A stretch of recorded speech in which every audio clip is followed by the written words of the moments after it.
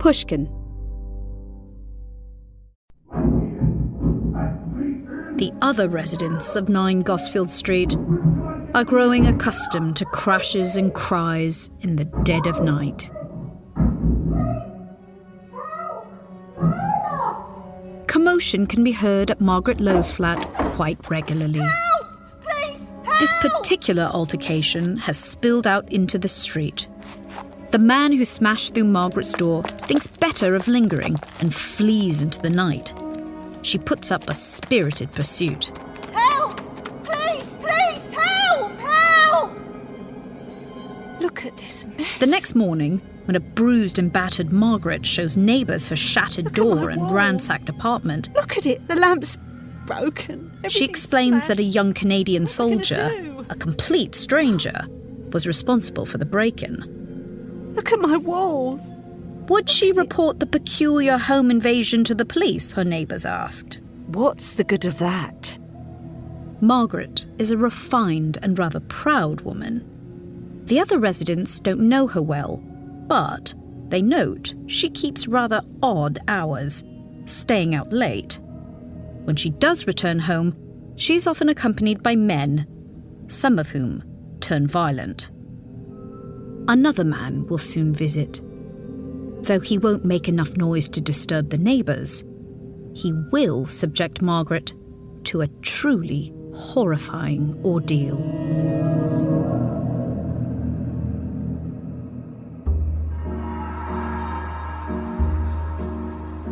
This is the seldom told story of women in World War II who were killed not by the enemy, but by husbands, lovers and strangers wearing the uniform of their own side. It's also the tale of a particular string of murder victims that history has swept from view. I'm Hallie Rubenhold. And I'm Alice Fiennes. And you're listening to Bad Women, the Blackout Ripper.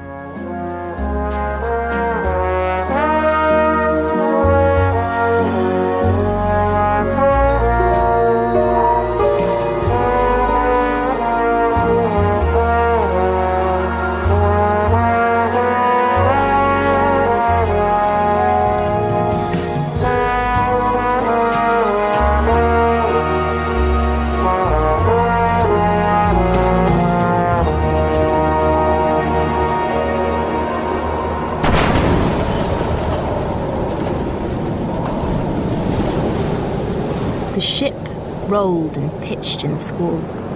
Howling winds sang through the masts, and angry, white-crested waves lashed at the railings. Far below deck, huddled passengers clung on, as cups and plates slid from tables and crashed to the floor. The children wailed, and the adults whispered prayers. Blessed art thou amongst women, and blessed is the fruit of thy womb, Jesus. Holy Mary, Mother of God, pray for us sinners, now and at the hour of our death. Amen. God. But next morning, the sky's clear, and in the distance, a welcome sight, the rocky coastline of Africa's southern tip. Soon they would be docking at Cape Town to refuel, and then travelling on east. Alone on the wide ocean, they might by day glimpse whales breaching the water's surface. By night, the stars of the Southern Cross would guide their progress, glittering in the inky heavens. It would have been on a voyage like this one that Margaret Florence Campbell Burchett travelled to New Zealand as a toddler. By one account, she was born in Britain in 1899, and her family emigrated soon afterwards. New Zealand had seen a great migration in the 1870s. The authorities there gave away free tickets and heavily subsidised assisted passage to certain types of workers, encouraging over 250,000 people to flock to the remote land, 3/4 of whom came from the United Kingdom. This enthusiasm, however, was dampened when the new arrivals began writing home about tough winters and other hardships. New Zealand wasn't quite the paradise many had hoped for. But by the early 1900s, when Margaret's family was said to have made this epic journey, interest in the colony had been rekindled. The new marvel of refrigeration meant that meat and dairy could now be transported over vast distances. New Zealand butter and lamb would become staples on British dining tables. Trade boomed, and there were plenty of jobs to go round. So New Zealand once again offered assisted passage to tempt migrants who might fill these gaps. Experienced farmhands, shepherds, and men to build the new roads and railways that would fuel growth. The other side of the world now seemed closer than ever, thanks to new technologies that seemed to compress space and time. The telegraph and telephone have made the Earth such a very little place, mused one journalist. This morning, as we write, we know what happened this afternoon on the Adelaide cricket ground. Wonderful indeed, but hardly more wonderful than the fact that the egg you consumed at breakfast really came from an Australian poultry yard. The Antipodes also seemed to offer a different kind of life. In the old world, New Zealand enjoyed a reputation as a kind of utopia. Here, the rigid and unpopular class distinctions so entrenched in Europe were deemed antiquated and alien, and servants were said to converse with their superiors in an easy and familiar manner. New Zealand had also been the first country in the world to grant women the vote in 1893. In large numbers, they availed themselves of their new power and privilege, and no revolution has occurred as yet. No dreadful consequences seem to be impending. In other nations, ones seething with social unrest, there was great interest in how this radical political experiment would unfold. And, contrary to the fears of some, it did not prove to be a grave mistake. They conducted themselves with the utmost propriety and are doing the washing, cooking and rocking the cradle the same as before. There were welfare payments like pensions for the elderly and legislation to protect workers. For the white settlers at least, New Zealand was a place of optimism and equity, and it attracted not just those who wanted a fair-paying job, but also people who rejected the obscene inequalities of the old country. This nation, said its admirers, suffered neither from restive strikers nor from exploitative millionaires. Perhaps this was what drew Margaret's parents to New Zealand, and perhaps they also instilled in their daughter this yearning for more, this sense of her own worth and dignity.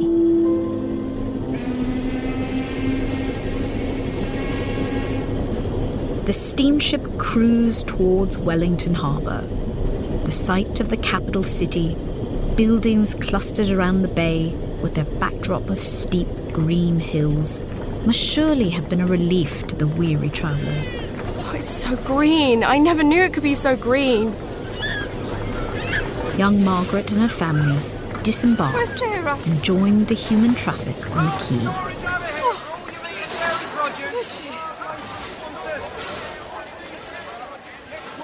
Right away.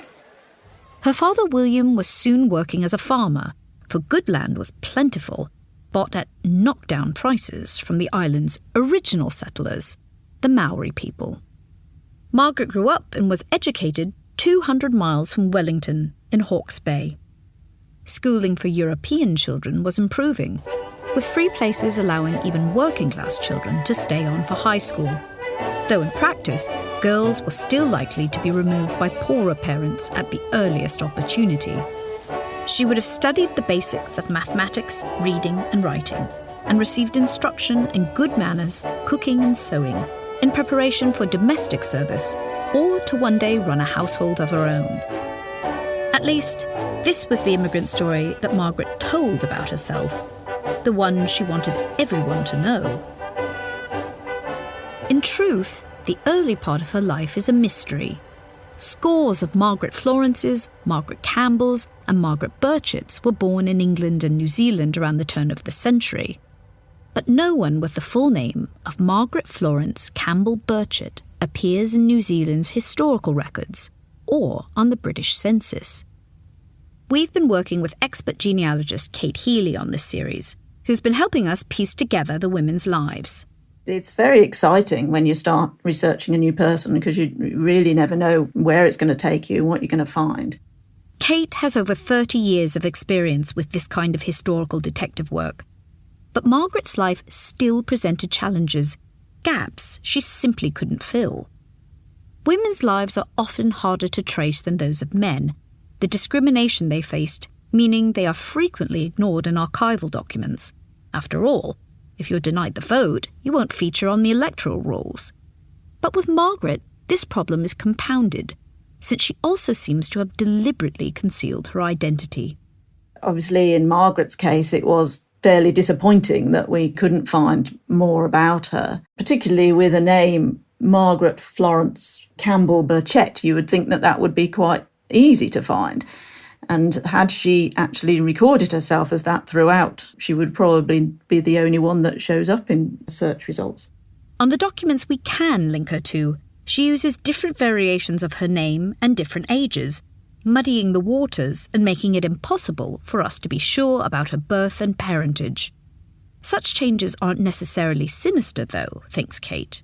It's certainly not uncommon for people to be less than truthful on documents, particularly on marriage certificates. Women would often be economical with the truth with their age, either make themselves younger or older to be closer in age to their intended spouse. Also, if they are giving the details of their father, they might make his profession a bit more interesting than what it actually is. So in Margaret's case, she put her father as a farmer, where he could have actually just been an agricultural labourer.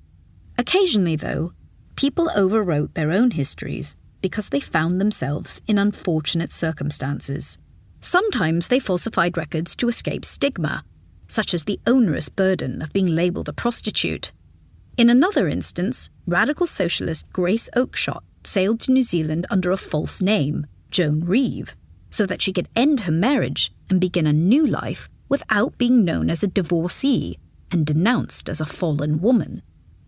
New Zealand was remote, which made it the perfect place for such reinvention. Whether you truly journeyed to the other side of the world or simply claimed you had, it was often too much trouble for anyone to check your story. The world was smaller, yes, but it wasn't yet that small. When she reached school-leaving age, Margaret could easily have entered domestic service. There was a dearth of servants in New Zealand. Just like male migrants with farming skills, young British women suitable to serve as domestics were courted by the authorities. The government promised to reimburse women for their steamship fares and pledged that a government matron would accompany and protect them during the voyage. Relations between household staff and their employers may indeed have been more cordial and equitable in New Zealand. Even so, it seems that cooking and cleaning at the beck and call of a master and mistress were not for Margaret. She appears to have wanted more. It's terribly paid work. It's really long hours. Here's Professor Julia Late, a historian. There's also a huge risk of sexual harassment and abuse within these workplaces, which are often private homes. There's no freedom, and so women are leaving that occupation in droves. Margaret chose broader horizons and a passage across the oceans from the furthest reaches of the British Empire back to its beating heart. By her own account, she made this trip in her late teens, during the First World War. This would have been a hazardous undertaking, with the threat of German warships and submarines compounding the danger of storms, but it wasn't unheard of. If money was tight, she may have crowded into the cramped third-class space below the main deck, subsisting on porridge and potatoes in dirt-crusted jackets. Margaret claimed to have been accompanied on this journey by a twin brother, Sidney, but no record of his existence can be found. After weeks on board and over 10,000 nautical miles, the ship would likely have berthed at Tilbury Dock, on London's eastern fringes. Margaret may have felt apprehension in this unfamiliar land that turned the seasons on their head. May have experienced a chill as she gazed at the grey homes and tangle of industry stretching west to the distant, smoky capital. But if she yearned for the wooden houses and green hills of New Zealand, well, it was too late to turn back now.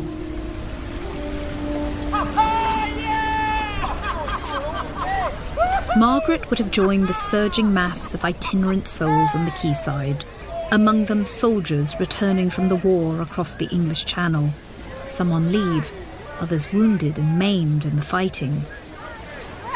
With her head no doubt held high, she ploughed on through this crowd, heading along the River Thames to the heart of the capital and a new life, but perhaps not the one she'd imagined.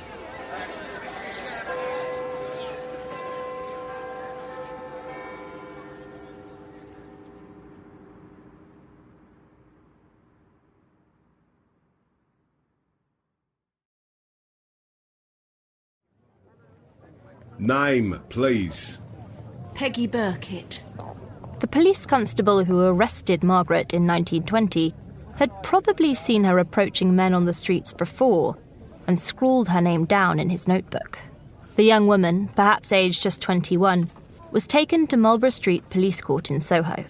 She gave the alias Peggy Burkett, but it did not matter. The authorities knew that this was the same woman they had prosecuted the previous summer for soliciting prostitution.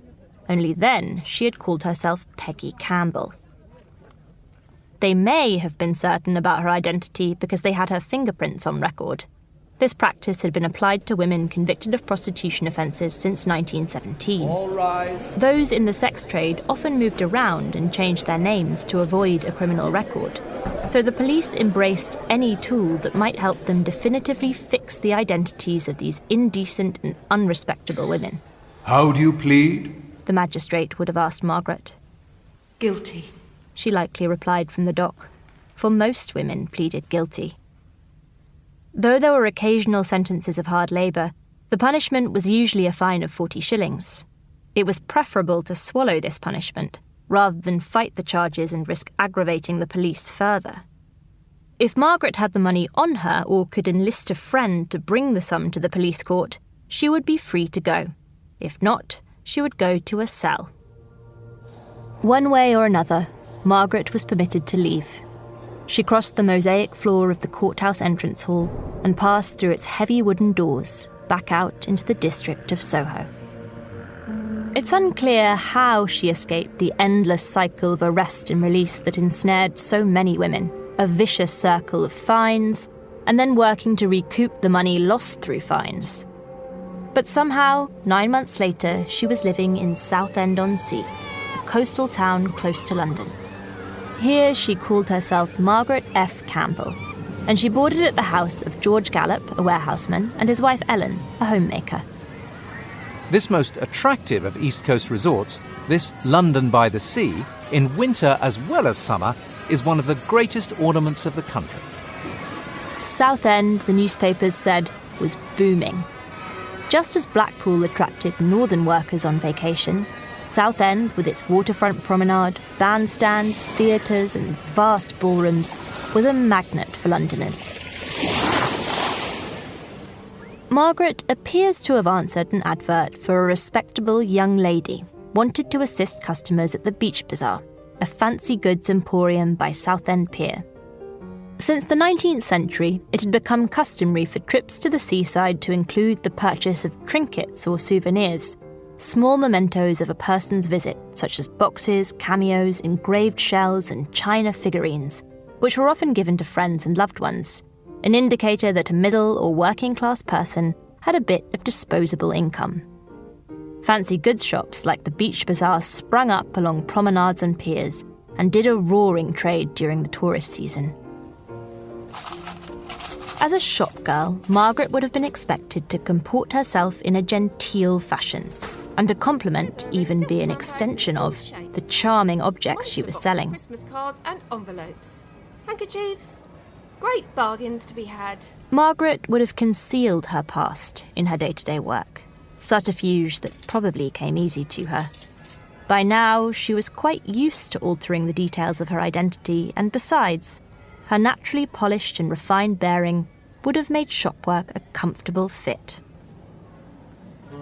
Frederick George Lowe, a widower, owned the Beach Bazaar.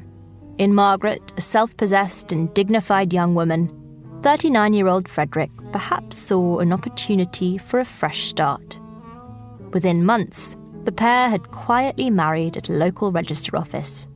No family was present. And curiously, Frederick's brother William wasn't certain that the pair actually had wed. She was introduced to me as his wife, and I was told her name was Peggy. Margaret did tell William of a bohemian past in London. I have heard Peggy talk about having been in the chorus at the Gaiety Theatre prior to her supposed marriage to my brother. Was this just another story? An attempt, perhaps, to explain her time in London and disguise her work in the sex trade? Or had Margaret really been on the stage? Had she told anyone the truth about her past? Julia Late has studied the married lives of women who, like Margaret, left the sex trade. There's a narrative about fallen women in this period, and in fact in any period, that once they fall into a life of prostitution, that's it. They're quote-unquote ruined, no man will have them. And that absolutely doesn't bear out. They definitely marry, they definitely go on to have children and full lives, just like anybody else. But I think the other question is whether Frederick knew. People kept a lot of secrets, of course, at this period and in any period, but it was easier to keep secrets in this period. On the one hand, there were a lot of women who were very, very willing to say, I want to live this life in London. This is my decision. But we mustn't discount the amount of shame and stigma that surrounded selling sex at this time. So I think there'd be real reasons why Margaret would have kept it from Frederick. But it would have been fairly easy for her to do that. Margaret and Frederick lived together in the terraced house they owned on Surbiton Road in Southend. They went on excursions in their motorcar, from time to time calling on William. Life was comfortable. In 1927, the couple adopted a 1-year-old baby girl, Barbara Joan Lowe, perhaps after trying and failing to conceive a child together. Adoption had only been legally possible for a year. Many countries passed adoption laws in the wake of World War I to allow the war orphans to be adopted into good families. Dr. Ginger Frost is a research professor of history at Samford University. And largely, I would say probably 80% of adopted children, maybe more, are illegitimate, as most people will keep a child if they're married. There had long been concerns that formal, legal adoption would encourage bad women to have babies out of wedlock and invite the working classes to shirk their parental responsibilities, something they were only too ready to do, the middle classes suspected. It's like they were afraid that the minute you don't treat illegitimate children poorly, the floodgates for vice will open and everyone will have orgies in the street. When in fact, that's not the reason children are illegitimate most of the time. It's usually interrupted courtship.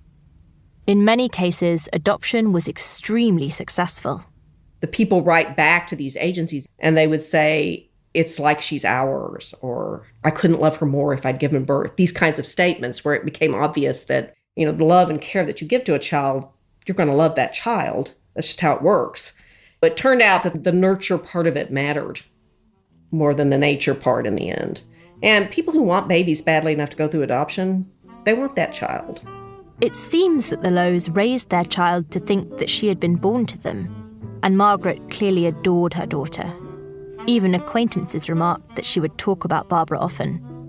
For a time, life was uneventful, and the family appeared to be content. But a change in fortunes was coming.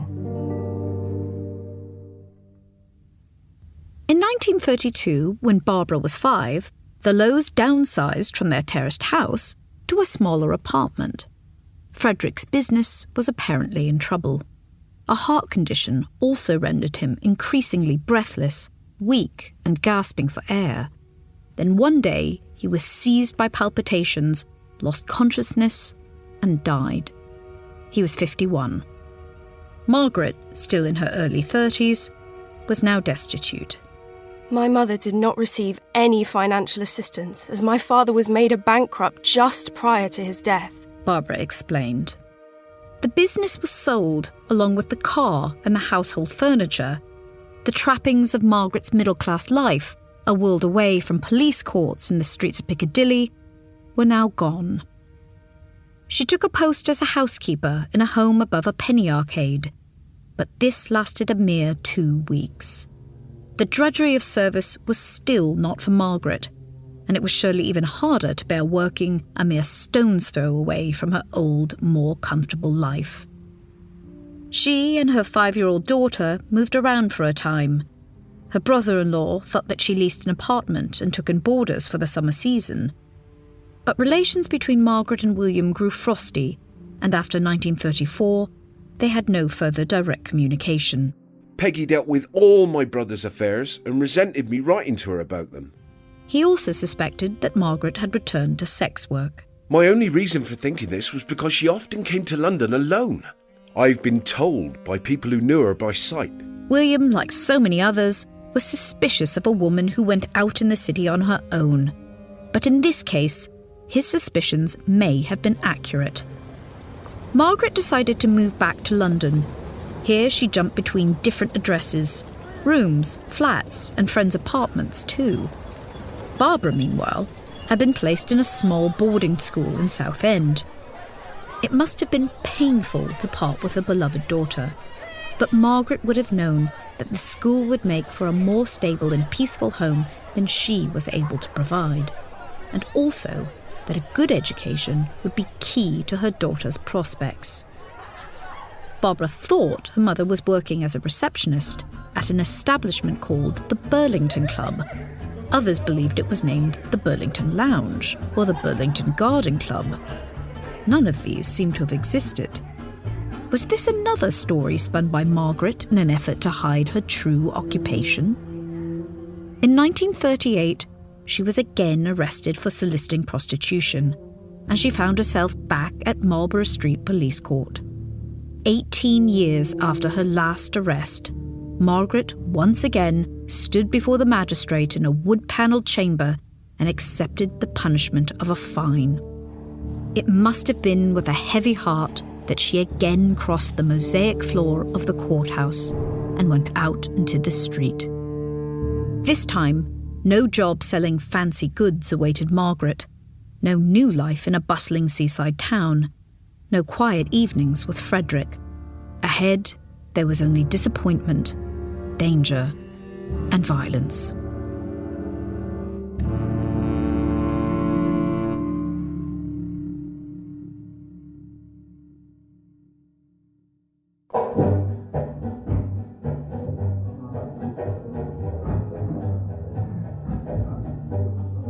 The residents of 118 Cavendish Street had had enough of their new neighbour, enough of the frequent and unsettling comings and goings at Margaret Lowe's flat.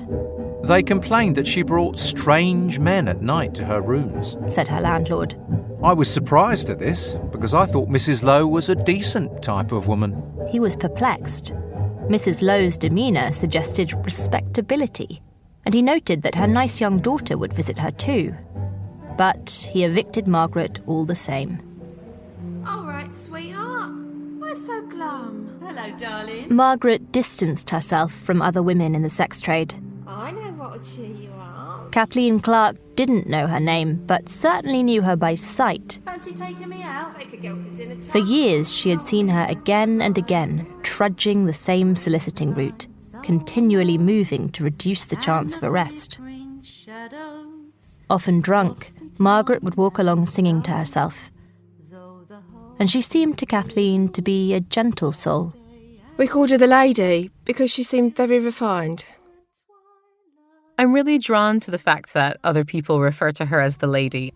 Julia Late again. Because in one way it denotes respect, but it's also a kind of commentary that she didn't really fit in, and that potentially other women around her thought she was better than them. Margaret seems to have chosen to be closest to women outside the sex trade. But even these friends only ever saw one of her various faces. Mabel Jones, who got to know Margaret as a neighbour and would go to the pub with her in Soho, believed she was a receptionist and had previously been a nurse.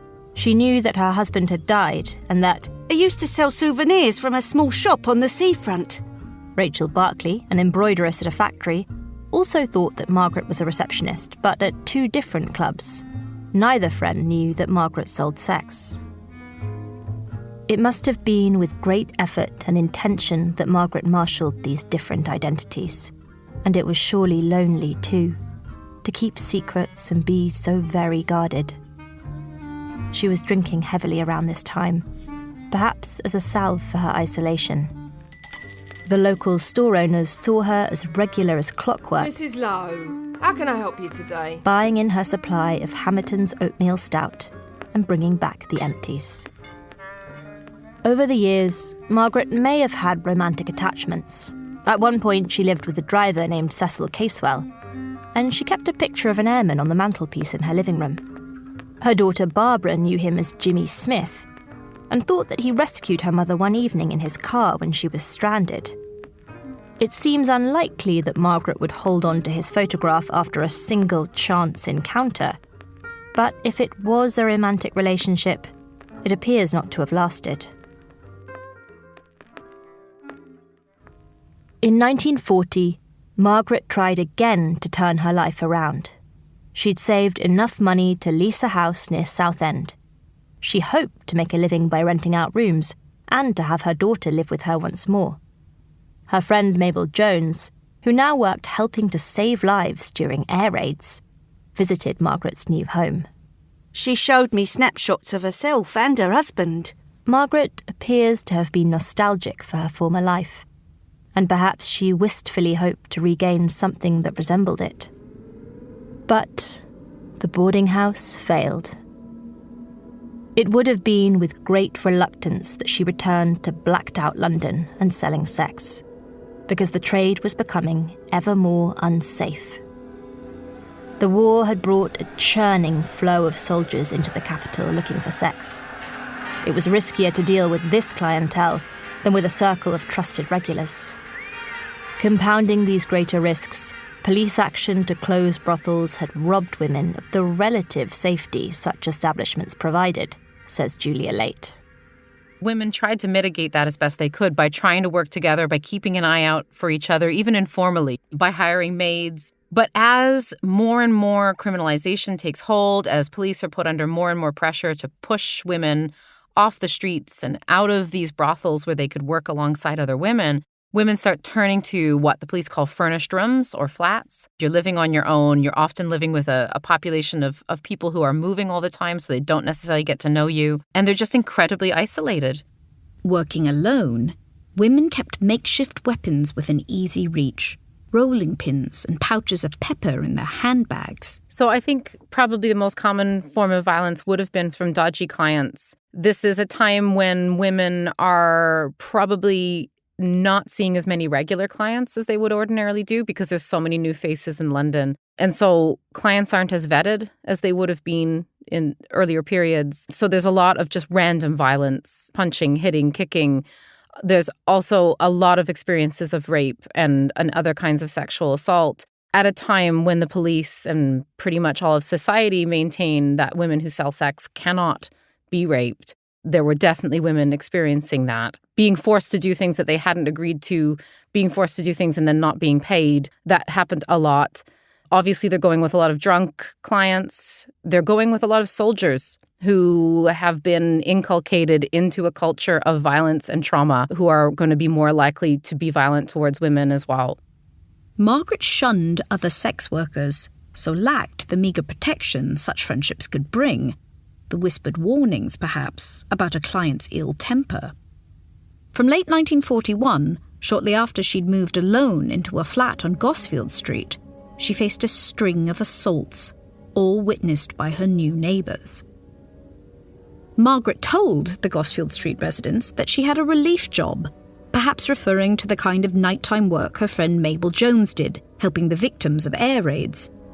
This, she said, was why she would return home in the early hours. But other goings-on in her flat were harder to explain away. Taylor Morris Wiseman grew accustomed to hearing his neighbour's screams pierce the night air. Help! Murder! Fellow resident Ralph Stevens recalled another incident. At about 1 o'clock in the morning, I heard sounds of a fight. I picked up a stick and went outside to see what it was all about. I saw a woman lying on the stairs. She was conscious and kept crying, "Get him, get him." At the same time, I saw a man in soldier's uniform running through the street door. Ralph chased after the soldier, and the police eventually took charge of the situation. When Ralph returned to the apartment building, Margaret, who was apparently drunk, told him, "I am glad you got him. He was trying to do me in." Another terrifying ordeal occurred in January 1942. I was in bed and I heard heavy boots going up the stairs, and then I heard a sound like the breaking of a door. Cleaner Florence Bartolini lived in the basement of the building. She knew its creaks and groans and was familiar with the rhythm of its inhabitants. Margaret Lowe lived just above her.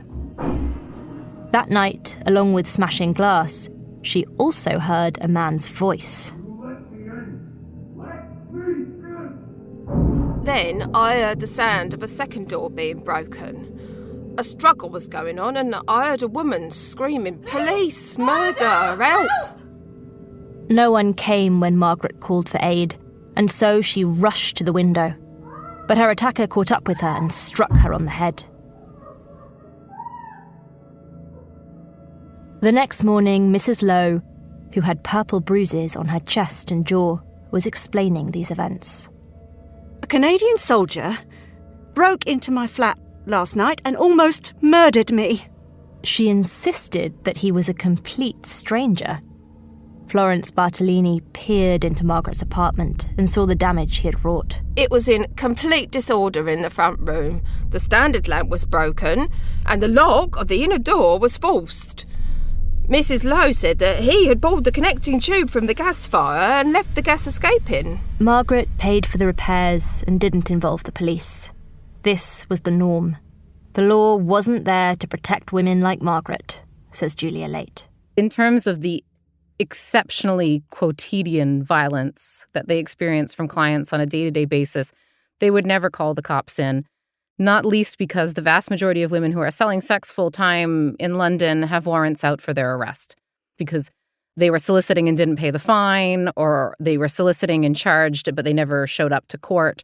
So they're not going to willingly walk into a police station. Margaret had said, "What's the good in that?" when it was suggested she seek to have one of her attackers, a serviceman, charged. It would indeed probably have done a little good. The police tended to wash their hands of the whole situation because they did not want to be in a position where they were arresting soldiers. That never tended to work out well for the beat cop, getting in the way of a soldier's good time. And so they mostly wanted just kind of laissez-faire situation. After one attack, Margaret spelled out why she hadn't pressed for a prosecution. "I wasn't able to charge him. For my daughter's sake, and I am a respectable married woman." I think it speaks to the fact that she knew that if she went and reported this, that the police would automatically presume she was a prostitute, that they would pursue the case as an assault against a prostitute, and that if it got to the press or if it got out, that her daughter would know and that she'd lose her respectability. So it's that stigma again. Women wouldn't go to the police either because they knew that the police wouldn't take them seriously or because they knew that if the police did take them seriously, that they'd be outed. Barbara visited Margaret every few weekends, and Margaret would have been keen that she and her teenage daughter didn't attract the attention of the authorities. From the 1880s on, there'd been various ways in which the courts could take a child from a mother who was found to be selling sex. And it's very likely that Margaret knew that and wanted to protect Barbara from that. The law applied to all children, but there absolutely would have been more concern and therefore more potential legal attention paid to an adolescent girl living with a woman who was suspected of selling sex, because there was a very strong idea that she would be encouraged to sell sex herself. On Tuesday, February 10th, 1942, Margaret Lowe was preparing for the arrival of her daughter Barbara, who would visit that weekend. She called in at the butcher's shop on a neighbouring street and asked the woman behind the counter to keep some bones and fat back, telling her that she wanted to cook Barbara a special meal when she arrived. It was late morning. A couple of hours previously, the mutilated body of Evelyn Oatley had been discovered in the darkened room of her Soho apartment, just a short walk from Margaret's own home. Margaret seems to have gone about her usual business that day, and that night she went out soliciting, dressed in a belted black cloth coat and a dark hat. she was also likely to be in pain. To add to her woes, the 43-year-old was suffering from a large uterine tumour, and she may well have moved slowly. When the lights are low and the flickering shadows softly. At about midnight, Kathleen Clark saw the lady coming down Shaftesbury Avenue towards Piccadilly Circus. You'll go with a captain, but not with an ordinary soldier. I see how it is. The pair of soldiers, Scots Guardsmen Kathleen was talking to, had turned nasty. I wouldn't go with you anyway. Who knows what you got? And as Margaret passed, she offered some words of encouragement to her fellow sex worker, telling her to stick up for herself against the torrent of abuse. Ah, you pox-ridden sow. Kathleen watched her go, a lone figure slipping down one of the dark thoroughfares behind Regent Street. She didn't stop and talk to anyone else. But at some point, Margaret must have crossed paths with an airman, must have looked into his pale eyes, scrutinised his sharp features, noted his upper-class accent. I have plenty of money. And decided to take him home with her. When Florence Bartolini was woken from slumber that night, it was 2 sets of footsteps she heard through the ceiling, one heavier than the other. She switched on her flashlight and shone it at the clock. 1:15 a.m. The building was quiet, and she rolled over and dozed back off to sleep. Sometime later, Florence was again disturbed by those heavy footsteps. A man's, she thought. Coming down the steps from the direction of Mrs. Lowe's landing. I heard him open and close the door of the common entrance and walk away.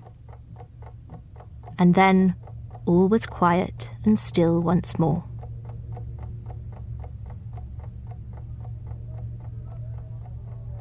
On Wednesday morning, when Maurice Wiseman left Gosfield Street, he noticed a brown paper parcel of groceries on Mrs. Lowe's doorstep.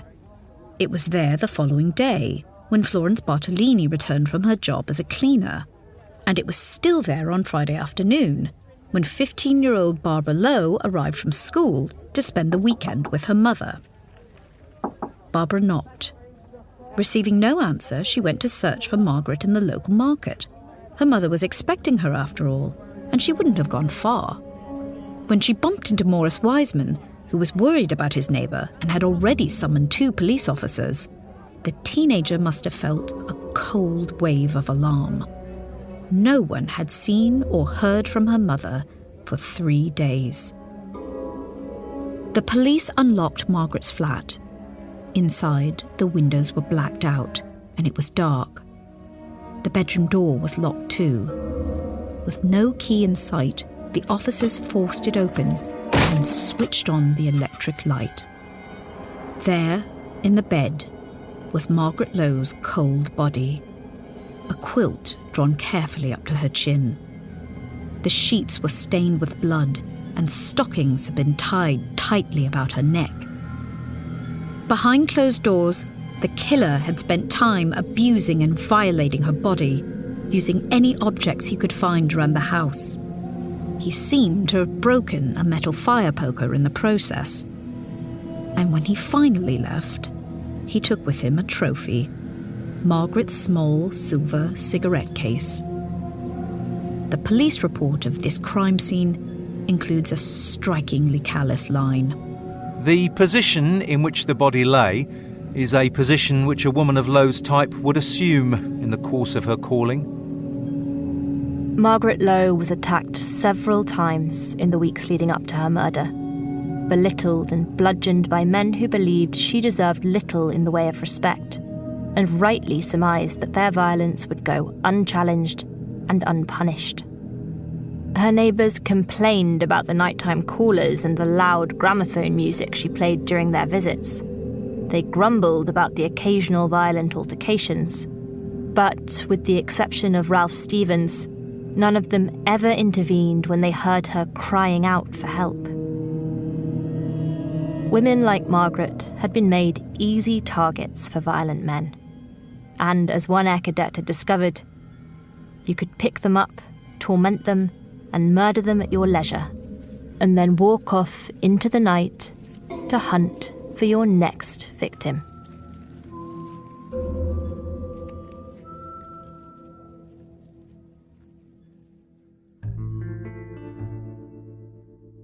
Bad Women, The Blackout Ripper is hosted by me, Hallie Rubenhold. And me, Alice Fiennes.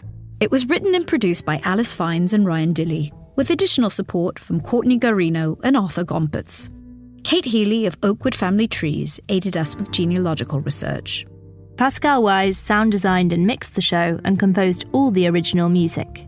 The show was recorded at Wardour Studios by David Smith and Tom Berry. You also heard the voice talents of Ben Crow, David Glover, Melanie Guttridge, Stella Harford, Gemma Saunders and Rufus Wright.